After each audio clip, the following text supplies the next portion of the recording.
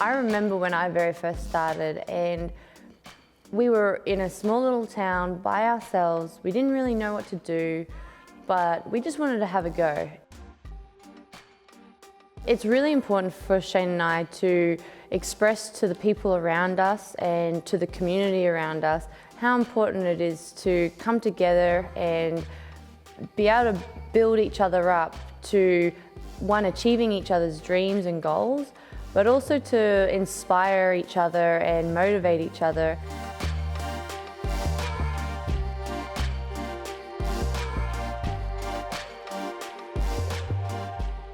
It's so intimidating and so daunting for people, especially when they don't really know which direction to go, but they know what they want. And I know for a fact Shane gets so much fulfillment when it comes to helping people, even just to help build someone's confidence, to just take the first step. And for me personally, it's something that I really enjoy, just showing people that if you really truly believe and you really want to go out after something, then anything is possible. You just have to want to do it.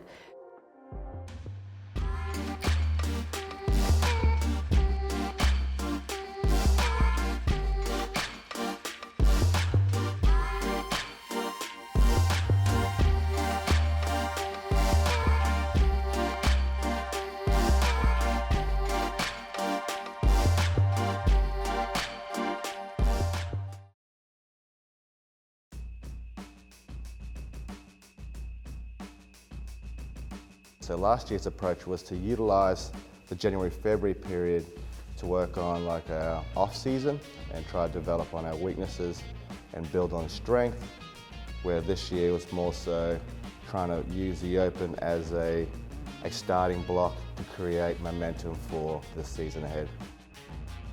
Going off 2019 and what I did, I went to Wodapalooza, Rogue Invitational and the Games. And personally, I thought after the season that was a really great lead up into the Games.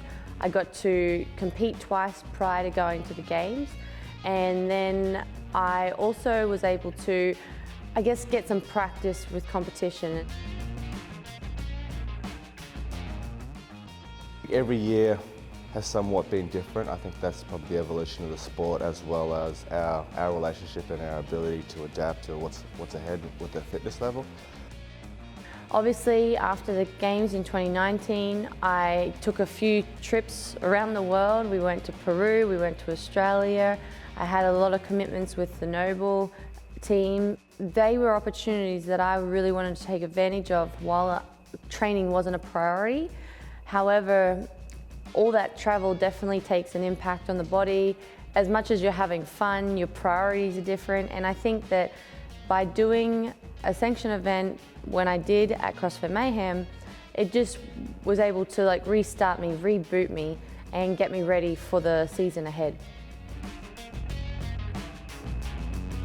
So this season, we certainly had a different approach with the Mayhem Classic sooner, at the start of the year, and just prior to that was the Open. So we had the Open to sort of progress or train for, then we built off that fitness leading to the Mayhem Classic.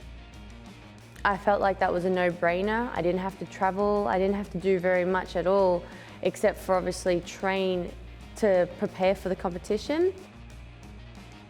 I kind of was pinching myself when it was the morning of check-in and all I had to do was get out of my own bed, have a shower in my own shower, and then jump in our car and just drive 5 minutes to the gym to check in for a competition.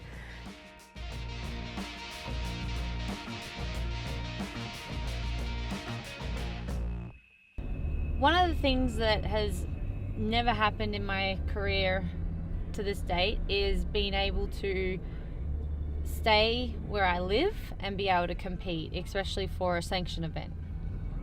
And the fact that we are able to go home every night, we don't have to fly anywhere for this event, we literally get to sleep in our bed every night before competition, that is unheard of in our world. So that's probably something that I've been looking forward to the most, is just not having to go anywhere but the place that I train every single day.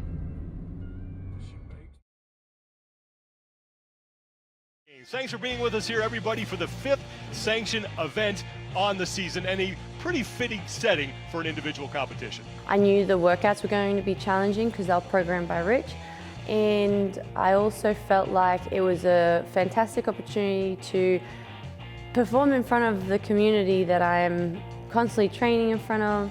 Yeah, 2 individual invites to hand out this weekend, and it seems fitting, like you said, that basically the house that holds 11 concurrent CrossFit Games titles would be the place to do it, right? The Mayhem Classic programming was grueling. I think for us that was exactly what we needed, just to not shock the body, but to see where we were at. I think more importantly, to see what we needed to work on moving forward as well. I think you can go to some competitions and it is a spectacle where it is very much a crowd-pleasing workouts, you know, that kind of environment where it just drives you and motivates you and you just want to push. These workouts were tough, where you had to sort of dig deep and really consider how hard you wanted it and to check in with yourself at every workout. So I think for me as a coach, that was very important to see where we were at so we could move forward from there.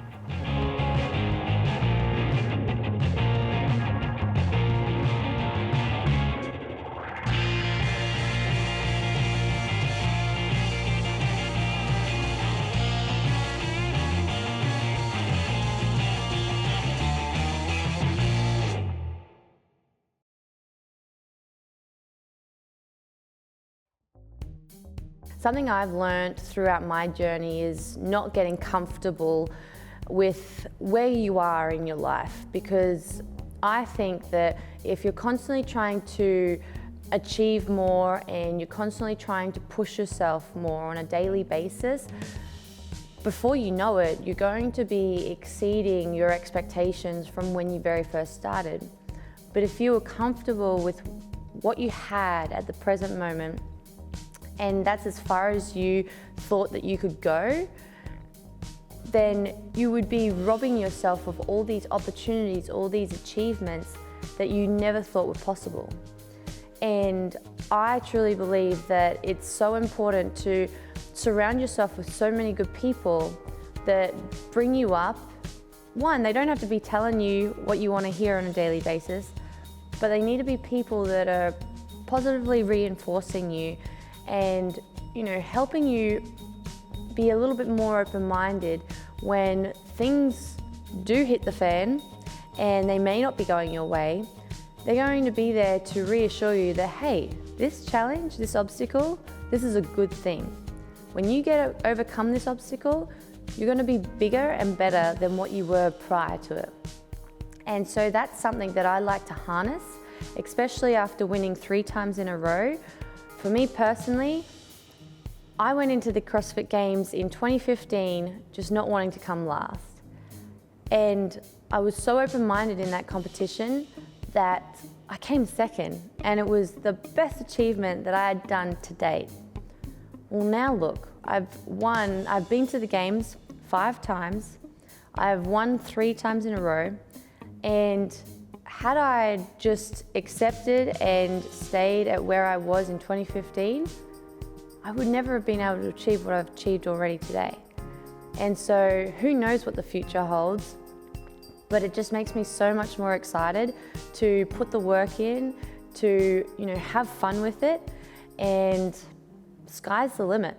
And it's just so exciting, and I love helping and showing people how that actually happens. So what's next for you now? Wodapalooza, baby. We're going to a fitness festival. I'll see you all there. Same as last year, baby, number 1.